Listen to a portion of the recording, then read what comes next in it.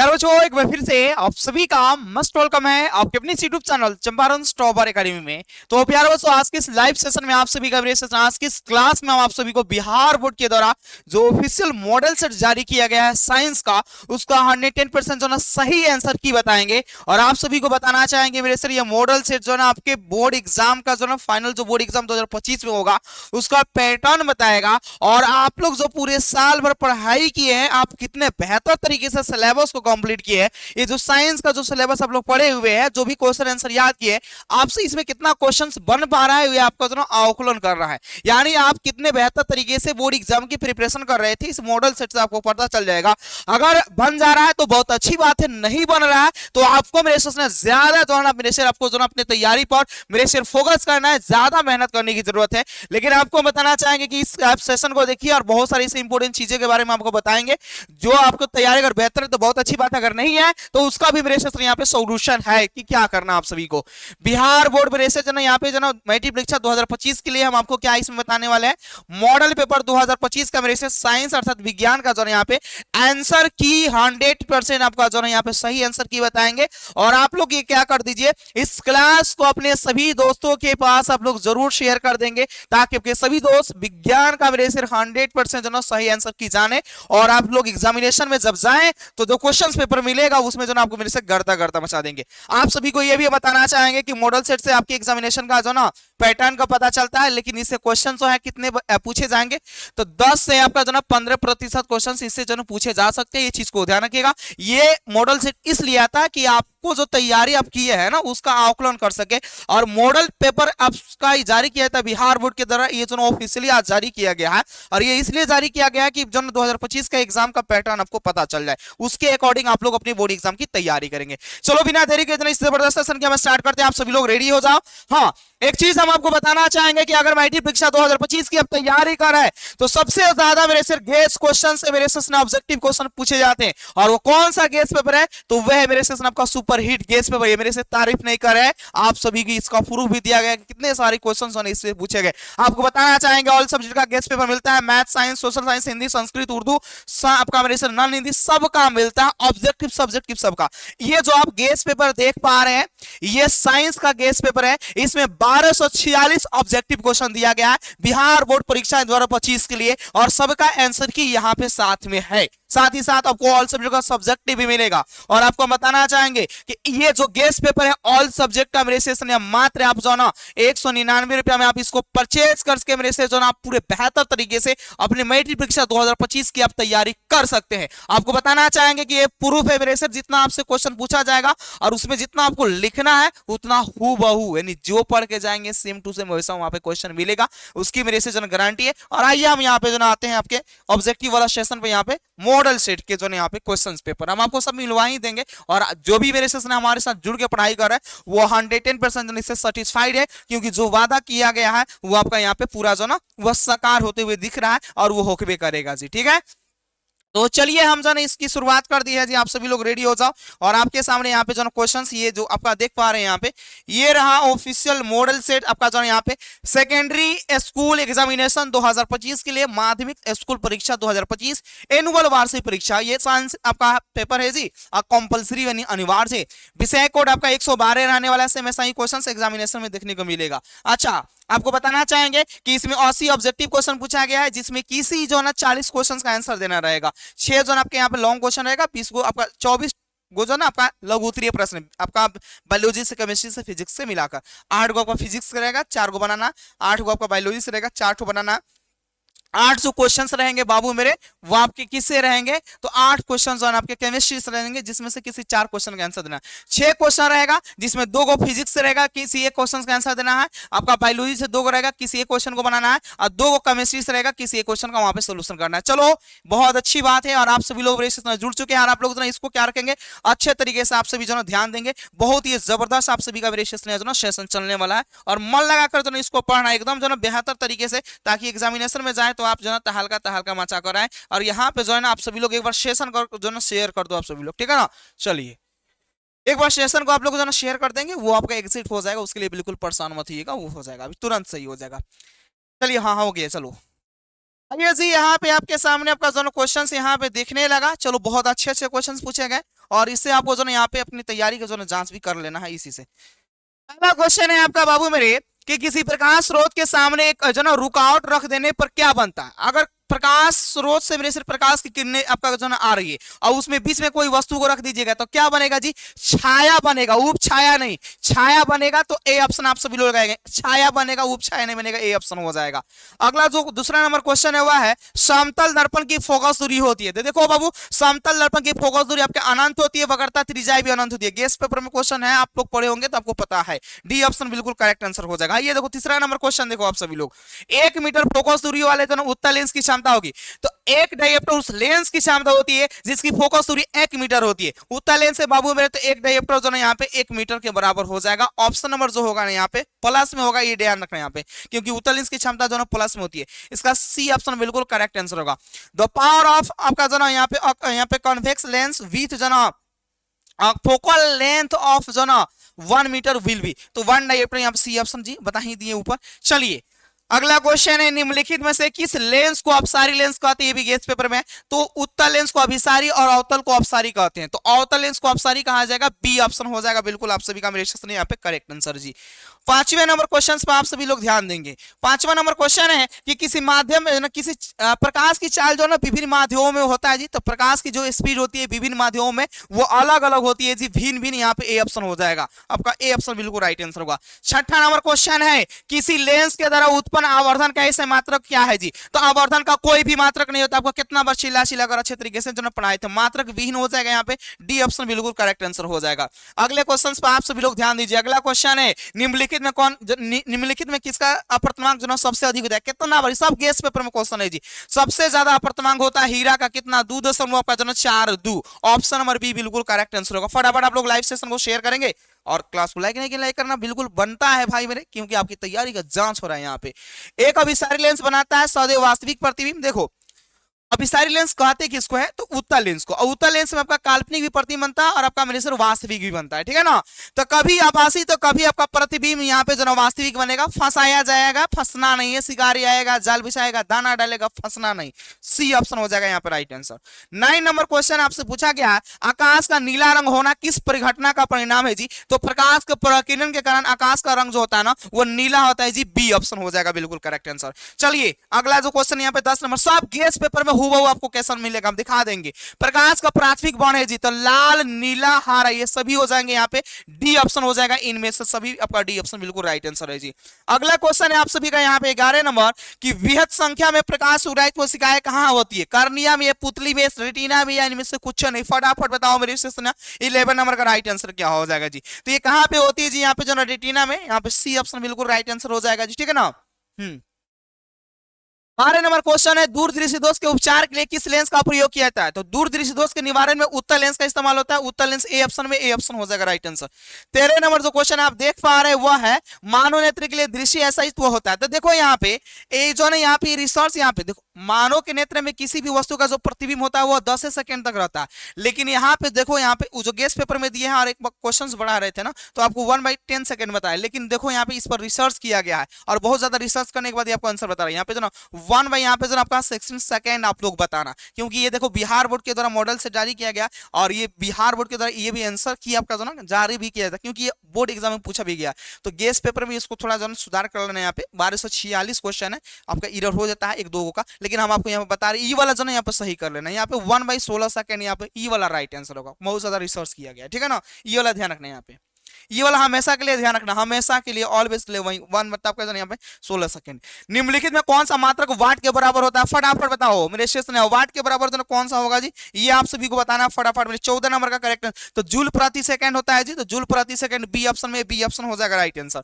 चलिए वो 1/16 सेकंड याद रखिएगा आप सभी लोग। 1 किलोवाट घंटा बराबर होता है, तो 1 किलोवाट घंटा जो है 1 यूनिट के बराबर होता है। 1 यूनिट यहाँ पे सी ऑप्शन हो जाएगा राइट आंसर। चलिए अगला क्वेश्चन है वह है, विद्युत शक्ति का ऐसे मात्रक होगा। तो विद्युत शक्ति का ऐसे मात्रक होता है वाट, वाट, वाट। यहाँ पे जो ना बी ऑप्शन बिल्कुल करेक्ट आंसर होगा जी। विद्युत शक्ति का ऐसे मात्रक वाट, बी ऑप्शन हो जाएगा। अगला क्वेश्चन देख लो 17 नंबर, 1 किलोवाट घंटा बराबर है जी। तो 1 किलोवाट घंटा जो है ना बाबू मेरे आपका बराबर हो जाएगा यहाँ पे 3.6 × 10⁻6 जूल। इसमें हम 17 क्वेश्चन आए, इसमें 15 को आपका सही होगा ही होगा, वो गारंटी है उसकी, ठीक है ना, क्योंकि मुझे पता है कि आप लोग मेरे से कितना बेहतर तरीके से स्टडी कर रहे हैं। हाँ देखिए 18 नंबर क्वेश्चन, दाएं हाथ के अंगूठे के नियम को किसने प्रतिपादित किया था? दाएं हाथ का अंगूठा का नियम किसने दिया था मेरे से, फटाफट बता दो। तो मैक्सवेल का जो ना दक्षिणाहस्त नियम है, दाएं हाथ का अंगूठा का नियम है जी, ए ऑप्शन हो जाएगा, ये गेस्ट पेपर में भी है जी। अगला क्वेश्चन देखेंगे, विद्युत फ्यूज विद्युत धारा का किस आपका सिद्धांत पर कार्य करता है? तो ये विद्युत धारा के उष्मीय प्रभाव पर, उष्मीय प्रभाव पर, सी ऑप्शन हो जाएगा राइट आंसर। अगला देखो यहाँ पे, ये माइक्रोमीटर नहीं है, ये है 1 मिली एम्पियर जो ना बराबर होता है। माइक्रोमीटर मत समझना कुछ, यहाँ पे माइक्रो का जो सिंबल होता है ऐसे होता है, तो बोलने में और करने में जो ना फर्क पड़ता है। ध्यान दो यहाँ पे 1 मिली एम्पियर जो ना 10 के पावर -3 एम्पियर के बराबर, एम ए है जी, मतलब मिली एम्पियर, तो 10 के पावर -3 एम्पियर, ए ऑप्शन हो जाएगा। अगला देख लो, अगला प्रतिरोध का मान बढ़ाने के लिए प्रतिरोधकों को जोड़ना चाहिए, तो श्रेणी क्रम में जोड़ने पर प्रतिरोध का मान बढ़ता है, तो श्रेणी क्रम में ए ऑप्शन हो जाएगा राइट आंसर आप सभी का। अगला देखिए 22 नंबर क्वेश्चन है यहाँ पे, इलेक्ट्रिक हीटर की कुंडली बनाने में किस पदार्थ का उपयोग किया था? जो हीटर होता है ना उसके जो कुंडली बनता है यहाँ पे नाइक्रोम का, सी ऑप्शन हो जाएगा राइट आंसर। 23 नंबर क्वेश्चन आप सभी के सामने है, निम्नलिखित में कौन ग्लोबल वार्मिंग के लिए जो उत्तरदायी है जी? तो ग्लोबल वार्मिंग के लिए इसमें उत्तरदायी आपका जो कार्बन डाइऑक्साइड गैस, यहाँ पे जो आपका डी ऑप्शन बिल्कुल करेक्ट आंसर हो जाएगा। अगला क्वेश्चन देख लीजिए 24 नंबर क्वेश्चन है, इनमें कौन जो जीवाश्म ईंधन है? तो जीवाश्म ईंधन पेट्रोलियम भी होगा, प्राकृतिक गैस भी होंगे, कोयला भी होगा, इनमें से सभी उपयुक्त, सभी all of these, D option हो जाएगा राइट आंसर इसका। अगला क्वेश्चन आप सभी लोग ध्यान दीजिए, अगला 25 नंबर क्वेश्चन है, सूर्य तथा अन्य तारों द्वारा उत्सर्जित विशाल ऊर्जा का स्रोत है? तो नाभिकीय संलयन, नाभिकीय संलयन यहाँ पे बी ऑप्शन होगा जी। अगला क्वेश्चन देख लीजिए 26 नंबर क्वेश्चन है, टिहरी बांध निर्माण का मुख्य उद्देश्य क्या था? भूमि सिंचाई, बिजली उत्पादन या जल पूर्ति, इनमें से सभी। फटाफट 26 नंबर का करेक्ट आंसर क्या होगा मेरे शेष? तो जो ना टिहरी जो बांध बनाया गया था उसका आपका उद्देश्य था भूमि का सिंचाई भी करना, बिजली का उत्पादन भी, जल आपूर्ति भी, तो डी ऑप्शन होगा, all of this, D option हो जाएगा जी। अगला क्वेश्चन देख लीजिए 27 नंबर क्वेश्चन है, खिलौने में किसका उपयोग होता था? खिलौना में सूखा सेल होता है, खाई के पान बनारस वाला, बी ऑप्शन लगा दो आप सभी लोग। 28 नंबर क्वेश्चन है, जल में वैद्युत अपघटन में एक कैथोड पर कौन सी गैस मुक्त होगी? तो कैथोड जो होता है ना वो आपका नेगेटिव होता है जी, माइनस में होता है, तो इस पर हाइड्रोजन गैस जाएगी। ध्यान देना यहाँ पे जो ना आपका हाइड्रोजन गैस जाएगी, यहाँ पे सी ऑप्शन हो जाएगा राइट आंसर, ठीक है ना, हाइड्रोजन गैस। अगला देखो, अगला क्वेश्चन है, नीचे दी गई क्रियाओं के संबंध में कौन सा कथन सत्य है? देखो यहाँ पे ये जो जिंक ऑक्साइड है ये कार्बन के साथ क्या किया, रिएक्शन किया, लेकिन जिंक ऑक्साइड से देखो ऑक्सीजन जो ना हट गया और कार्बन के साथ जुड़ गया, तो जिंक जो ना उपचयित हो रहा है, बिल्कुल गलत बात है जी। कार्बन आपका जो ना उपचयित हो रहा है, ये बिल्कुल गलत बात है। कार्बन जो उपचयित हो रहा है, हाँ ये सही बात है, कार्बन उपचयित इसलिए हो रहा है क्योंकि हम आपको बताए थे कि जिस भी तत्व के साथ ऑक्सीजन जुड़ता है उसका क्या होता है, उपचयन होता है, तो कार्बन के साथ ऑक्सीजन जाके जुड़ गया है जी, तो कार्बन जो उपचयित हो रहा है यहाँ पे सी ऑप्शन हो जाएगा राइट आंसर। अगला क्वेश्चन देख लो, अगला क्वेश्चन है, जास्ता तथा तनु हाइड्रोक्लोरिक अम्ल की अपक्रिया के फलस्वरूप निम्नलिखित में से कौन सा गैस बनता है? तो जास्ता का संकेत Zn और हाइड्रोक्लोरिक अम्ल होता है यहाँ पे Cl, रिएक्शन कराएंगे तो जिंक क्लोराइड ZnCl2 बनेगा और आपका हाइड्रोजन गैस निकलेगा, यहाँ पे निकाल दो हाइड्रोजन गैस, बी ऑप्शन में दिया गया, बी ऑप्शन हो जाएगा राइट आंसर। अगला क्वेश्चन आप देख पा रहे 31 नंबर वह है, निम्नलिखित में कौन सा जो ना चूना जल को दूधिया कर देता है? तो कार्बन डाइऑक्साइड गैस जो होता है ना चूना जल को क्या कर देता है, दूधिया कर देता है, यहाँ पे जो ना आपका बी ऑप्शन हो जाएगा, ठीक है ना, चूना जल को दूधिया करेगा कार्बन डाइऑक्साइड, बी ऑप्शन हो जाएगा राइट आंसर। अगला क्वेश्चन देखिएगा, अगला है, निम्नलिखित में कौन बुझा हुआ चूना है? देखो केमिकल फार्मूला के क्लास लिए थे जिसमें 50 को केमिकल फार्मूला बताए थे, उसके बाहर से 10th क्लास में आईबे न करता, आप लोग उसको देख लेना जरूरी, ठीक है ना, लाइव वाला में आपको मिल जाएगा। निम्नलिखित में कौन बुझा हुआ चूना है? तो सीवेज का होल्ड वाइज हम लोग बुझा हुआ चूना बोलते हैं, भाखड़ा चूना बोलते हैं, चूना जल के भी नाम से जानते हैं, सी ऑप्शन हो जाएगा राइट आंसर। दांत मंजन प्राय होता है, तो दांत मंजन हम लोग जो टूथपेस्ट इस्तेमाल करते हैं वो क्षारीय होता है जी, क्षारीय होता है, सी ऑप्शन हो जाएगा राइट आंसर। अगला देख लो 24 नंबर क्वेश्चन आपके स्क्रीन के सामने, नींबू में कौन सा अम्ल होता है? तो नींबू में आपका बाबू सिट्रिक अम्ल होता है, सिट्रिक अम्ल यहाँ पे ए ऑप्शन हो जाएगा, एसिटिक अम्ल सिरका में, लैक्टिक अम्ल दूध दही में, फॉरिक अम्ल चीनी के रंग में होता है, बी ऑप्शन नहीं होगा, इसका ए ऑप्शन राइट आंसर होगा। हाई देखो मिल्क और मैग्नीशियम का पीएच सब गेस्ट पेपर में है बाबू मेरे, मिल्क और मैग्नीशियम का पीएच में 10.5 होता है, यहाँ पे डी ऑप्शन हो जाएगा।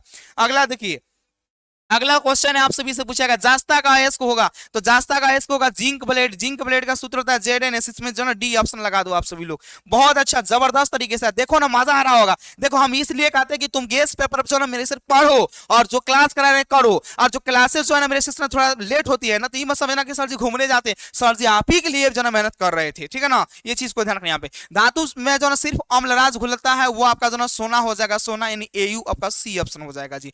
38 नंबर क्वेश्चन है, निम्नलिखित में या निम्नलिखित में कौन आयनिक यौगिक है? इसमें धातु धातु आयनिक यौगिक होगा, कह रहा है आयनिक यौगिक नहीं है, ये आयनिक यौगिक है, ये भी आयनिक यौगिक है। कार्बन डाइऑक्साइड जो होता है CO2 ये स्वसंयोजक यौगिक होता है, और स्वसंयोजक यौगिक का पहचान है दोनों धातु होगा, तो ये आपका स्वसंयोजक यौगिक है, नहीं आपका आयनिक यौगिक नहीं है, बी ऑप्शन हो जाएगा इसका राइट आंसर। अगला क्वेश्चन देखिए वहां पे 40 नंबर, हीलियम कैसा था, तो हीलियम में आपका आर्गन, क्रिप्टॉन, ज़ेनॉन, रेडॉन सबके सब अक्रिय तत्व होते हैं, वर्ग 18 के है जी, बी ऑप्शन हो जाएगा राइट आंसर। अगला देख लीजिए, अगला सबसे कठोर प्राकृतिक पदार्थ, सब गैस पेपर में है जी, सब कठोर प्राकृतिक पदार्थ हो जाएगा भाई मेरे यहाँ पे हीरा, हीरा, हीरा, डी ऑप्शन डायमंड हो जाएगा। अगला देखेंगे 41 नंबर, बेंजीन का अणुसूत्र होता है C6H6, बेंजीन का अणुसूत्र C6H6, C6H6, डी ऑप्शन होगा। देखो ये जो ना देखकर आपको ज्यादा खुश भी नहीं होना है, हाँ, लेकिन ये जो बन जा रहा है तो समझो कि एग्जामिनेशन में क्वेश्चन का धुआं धुआं कर दोगे, तो सब गैस पे पढ़ के जाओ, गर्दा गर्दा। हाइड्रोजन के दो परमाणु के बीच कैसा, हम आपको कई बार चिल्ला चिल्ला के बताया, आप याद करो, सेम जिस तरह अभी लिख रहे हैं उसी टाइम भी उसी तरह हम बताया करते थे, और आप ध्यान देते हैं प्यार से, तो आप प्यार से क्वेश्चन को सोल्यूशन कर सकते हो। ये नाइट्रोजन वाला में ट्रिपल यहाँ पे होता है जी, तो बता दो हाइड्रोजन वाला में यहाँ पे एकल आबंध होगा जी, सी ऑप्शन हो जाएगा राइट आंसर। अगला देखो, चूना जल का रासायनिक जो नाम है, चूना जल का रासायनिक नाम देखो, चूना जल का रासायनिक सूत्र होता है CaOH का होल्ट वाइज, ठीक है ना, इसको हम लोग बोलते हैं यहाँ पे कैल्शियम हाइड्रोक्साइड, कैल्शियम हाइड्रोक्साइड, यहाँ पे बी ऑप्शन हो जाएगा राइट आंसर। क्या बात है जी। अगला क्वेश्चन देखो, यहाँ पे चीनी का रासायनिक सूत्र क्या होता है, the chemical formula of sugar, तो बाबू मेरे जो ना केमिकल फॉर्मूला जो शुगर का होगा C12H22 C12H22 और O11, सी ऑप्शन लगा दो, आगे बढ़ जाओ। अगला क्वेश्चन है, निम्नलिखित में कौन कार्बनिक यौगिक सबसे अधिक अपक्रियाशील होगा, तो एल्केन वाला कम क्रियाशील होता है जी, ये जो ना C2H6 एथेन है, ये एल्केन ग्रुप का है, ये ज्यादा क्रियाशील नहीं होगा। ये C3H8 प्रोपेन है, ये भी ज्यादा क्रियाशील नहीं होगा, प्रोपेन। ये भी जो आपका CH3 तो मीथेन है, ये तो और कम आपका सबसे सरल है जी। हाँ, ये वाला जो है यहाँ पे दुगो घटा है आपका जो यहाँ पे जो ना, ये आपका क्या हो जाएगा C2 दुगुना है जी, तो एथीन का ये सूत्र है, ये क्या होगा जी, एथीन का है, तो ये क्रियाशील होगा ही होगा, ठीक है ना जी। ये आपका एथीन का सूत्र है, सबसे क्रियाशील इसमें होगा आपका डी, यानी C2H6। अगला क्वेश्चन देखो यहाँ पे 46 नंबर है, मेंडलीफ ने अपनी आवर्त सारणी को तैयार करने के लिए कौन सा मापदंड अपनाया था, तो परमाणु द्रव्यमान पर आधारित है जी, एटॉमिक जो मास पर, बी ऑप्शन हो जाएगा राइट आंसर। अगला देखिए 47 नंबर, निम्नलिखित में कौन क्षार धातु नहीं है जी, मैग्नीशियम का क्षार धातु होगा, सोडियम भी होगा जी, ठीक है, लिथियम या रुबेडियम, फटाफट बताओ तो आप सभी लोग यहाँ पे 47 नंबर का करेक्ट आंसर क्या होगा, फटाफट देखते हैं सबसे पहले कौन कौन मेरे ने बता रहे हैं जी। तो आपका जो है क्षार धातु जो है ना आपका सोडियम होता है जी, मैग्नीशियम नहीं होना चाहिए, क्षार धातु नहीं है जी। देखो वर्ग 1 के धातु को जो ना क्षार धातु बोलते हैं, वर्ग 2 वाले जो ना क्षारीय मृदा धातु होते हैं। वर्ग 1 के जो ना क्षार धातु होते हैं, वर्ग 2 वाले जो ना क्षारीय मृदा धातु होते हैं, ठीक है ना। वर्ग 1 के जो ना क्षार धातु, ये 1 सेकंड जो यहाँ पे परेशान हो, ये थोड़ा हमको जो 1 सेकंड इसको चेक कर लेना, तो इसे जो यहाँ पे सब सही आंसर बता रहे हैं ना भाई मेरे, तो ये भी सही आपको जाना चाहिए। 1 सेकंड वाले टाइम लगेगा।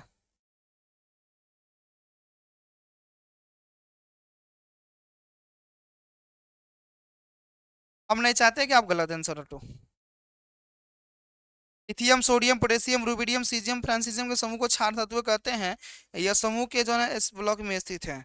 देखो यहाँ पे बाबू मेरे, देखो हाँ तो ठीक है, तो अच्छा तो बात है जी। निम्नलिखित में कौन क्षार धातु नहीं है, तो आपका क्षार धातु में होता है जी आपका जो है लिथियम। क्षार धातु में जो है यहाँ पे थोड़ा ध्यान देना, आप सभी लोग स्क्रीनशॉट करना। क्षार धातु में जो है सोडियम होता है, लिथियम होता है, उसके बाद जो सोडियम होता है, ठीक है ना। उसके बाद कह रहा है कि पोटेशियम, तो पोटेशियम ठीक है।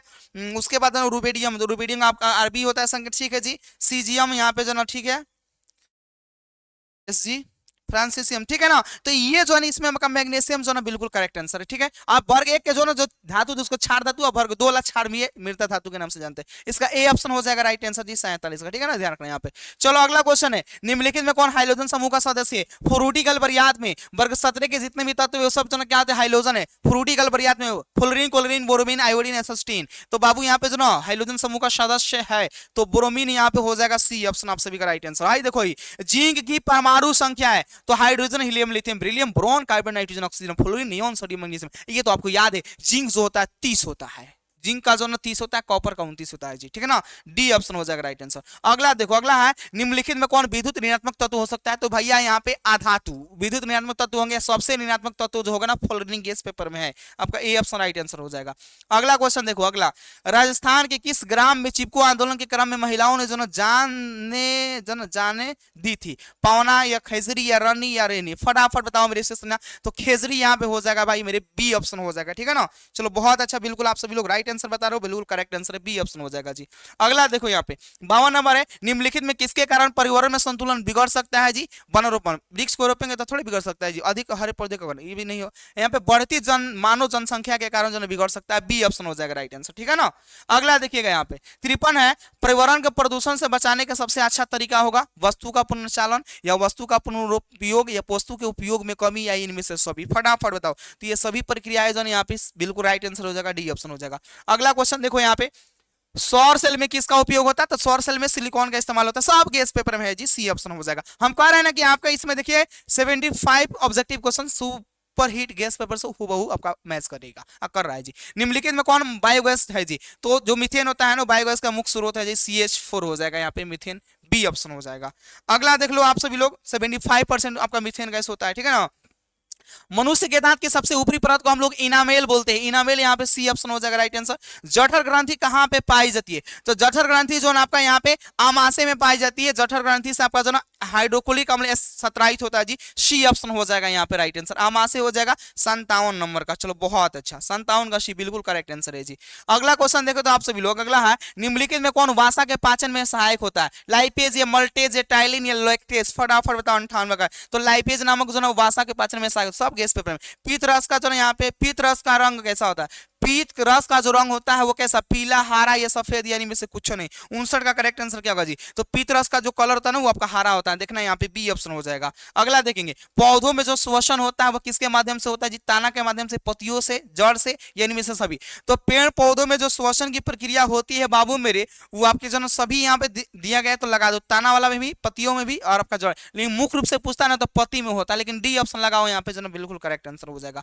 अगला क्वेश्चन है वो आपसे पूछा गया यहाँ पर 61 नंबर कि हरे पेड़ पौधे रात्रि में किस गैस का निष्कासन करते हैं? तो रात्रि में CO2 छोड़ते हैं जी, सिंपल बात है। दिन में ऑक्सीजन, क्योंकि रात में प्रकाश संश्लेषण नहीं होता है, इसलिए आपको ऑक्सीजन गैस नहीं आता है, ये CO2 आता है जी, ए ऑप्शन हो जाएगा। चलो अगला क्वेश्चन देख लो यहाँ पे 62 नंबर, किण्वन के फल से कितने ATP का निर्माण होता है? 2 या 4 या 36 या 38, फटाफट बताओ। 38 ATP तो आपका जो ना यहाँ पे माइटोकॉन्ड्रिया में ग्लूकोज के पूर्ण ऑक्सीकरण से होता है, ये किण्वन प्रक्रिया में पूछा गया, फटाफट बताओ। तो किण्वन में जो ना 2 ATP अणु का निर्माण होता है जी, ए ऑप्शन हो जाएगा। अगला क्वेश्चन है यहाँ पे, सामान्य डायस्टिक रक्तदाब होता है 80 mmHg जी, ये 120 mmH या 100 या 130, फटाफट बताओ मेरे से। 63 नंबर का करेक्ट आंसर क्या होगा जी? ये इतना क्वेश्चन कंप्लीट कर रहे हैं तो समझो कि बहुत आप अच्छा, तो यहाँ पे 80 mmHg हो जाएगा, ए ऑप्शन हो जाएगा। अगला देखो 64 का, पौधों में वाष्प प्रसरण किस अंग से होता है? तो पत्तियों के माध्यम से होता है जी, पत्तियों के माध्यम से आपका जो है बी ऑप्शन हो जाएगा राइट आंसर। अगला क्वेश्चन देखिए, अस्थि जो है ना क्या है जी? पदार्थ या कोशिका या उत्तक है, इनमें से कुछ नहीं।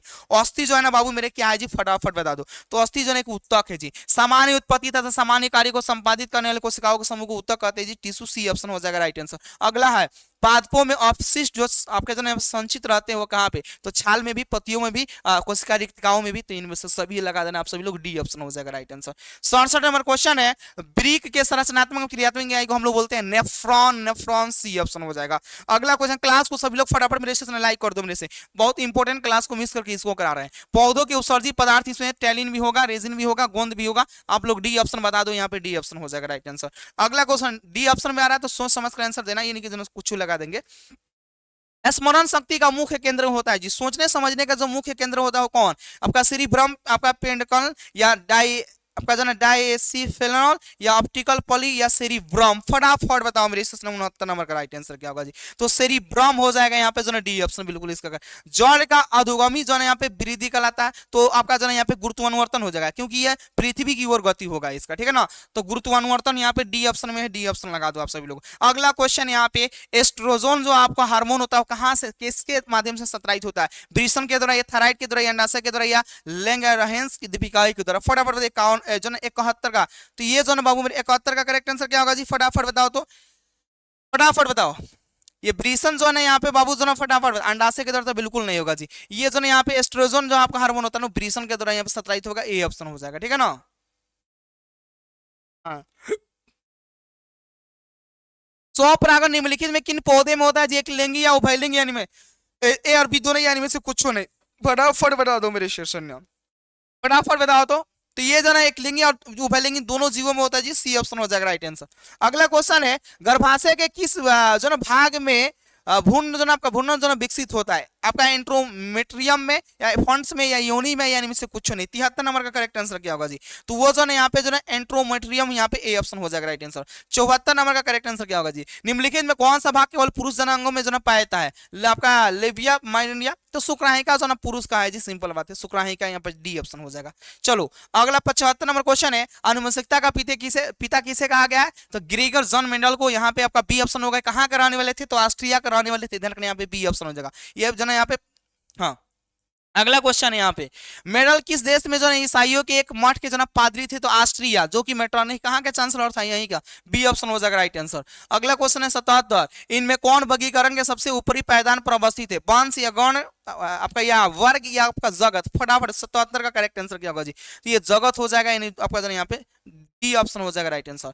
सूक्ष्म उपभोक्ता का उदाहरण होगा, सूक्ष्म उपभोक्ता यानी छोटे छोटे जो उपभोक्ता होते हैं ना, उसके एग्जाम्पल कौन होगा? जीवाणु या कवक या आपका शैवाल या ए और बी दोनों, यानी जीवाणु और कवक दोनों। फटाफट बताओ 78 का करेक्ट आंसर क्या होगा जी? तो 78 का यहाँ पे कवक और जीवाणु दोनों हो जाएगा, यानी डी ऑप्शन इसका राइट आंसर होगा। 79 नंबर क्वेश्चन है, मांसाहारी जीवों को कहा जाता है? तो मांसाहारी जो जीव होते हैं उसको प्राथमिक उपभोक्ता तो कभी नहीं कहेंगे बाबू, द्वितीय उपभोक्ता या तृतीय। फटाफट बताओ, कंफ्यूज बिल्कुल नहीं होना है। 79 नंबर का करेक्ट आंसर क्या हो जाएगा जी? तो उसको हम लोग जो मांसाहारी होता है ना, उसको हम लोग द्वितीयक उपभोक्ता के नाम से जानते हैं जी। द्वितीयक उपभोक्ता यहाँ पे बी ऑप्शन हो जाएगा राइट आंसर। अगला देखो 80 नंबर लास्ट क्वेश्चन है जी, खाद्य श्रृंखला के प्रत्येक पोषी स्तर पर कुल ऊर्जा का कितना प्रतिशत अगले पोषी स्तर को जो है स्थानांतरित होता है? 0.1 आपका प्रतिशत, या 0 आपका 1% है जी, 0 इधर लग रहा है, वैल्यू नहीं। 10% या 100%? फटाफट बताओ 80 नंबर का करेक्ट आंसर क्या होगा जी? तो भैया 10% यहाँ पे जो ना यहाँ पे स्थानांतरित होता है। हम आपको बताना चाहेंगे बाबू मेरे, ये ध्यान रखना, यहाँ पे मजाक नहीं, रियल है भाई मेरे। हम आपको ये कहना चाहेंगे, यहाँ पे ध्यान रखना, ये रियलिटी है यहाँ पे जो, इसमें कोई भी एक्स्ट्रा चीजें नहीं कर रहे हैं।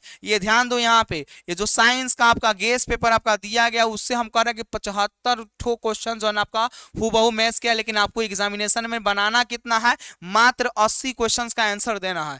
तो हम आपसे यही कहेंगे कि आप चुपचाप आराम से जो है इस गेस पेपर को परचेज करके आराम से पढ़ाई करना शुरू करो, क्योंकि 110% इससे क्वेश्चन एग्जामिनेशन में लड़ेगा ही लड़ेगा, जितना आप सभी को बनाना है। ऑल द बेस्ट आप सभी को हम कहना चाहेंगे कि आज जो है हिंदी के पूरे एक चैप्टर से लेके पूरे 12 चैप्टर का जो है आपका गद्य खंड का महाभारत लेकर आ रहे हैं, जिसमें चैप्टर वाइज पूरे आपका लेखक परिचय बताएंगे, फिर ऑब्जेक्टिव बताएंगे, और पूरा जो 12 चैप्टर को हम लोग समाप्त करने वाले हैं। ये जो देख पा रहे हैं कि ये जो रिकॉर्डेड देख रहे हैं, शेड्यूल नहीं लग रहा है यूट्यूब पर, जो कुछ प्रॉब्लम आई है। ये मेरा ही प्रॉब्लम नहीं है, सभी लोगों के पास ऐसा प्रॉब्लम है, इसलिए रिकॉर्डेड करके हम आपको देख रहे हैं। क्योंकि इस पर 1 घंटा से हम खट रहे थे, लगभग नहीं कर रहा था, तो सोचे कि ये करना ही है, तो क्यों, क्या दिक्कत है, हम ही पढ़ाएंगे भाई। तो हम आपको यहाँ पे, बाकी आप लोग कहेंगे तो लाइव में भी बता देंगे, आप लोग इसके लिए परेशान होना।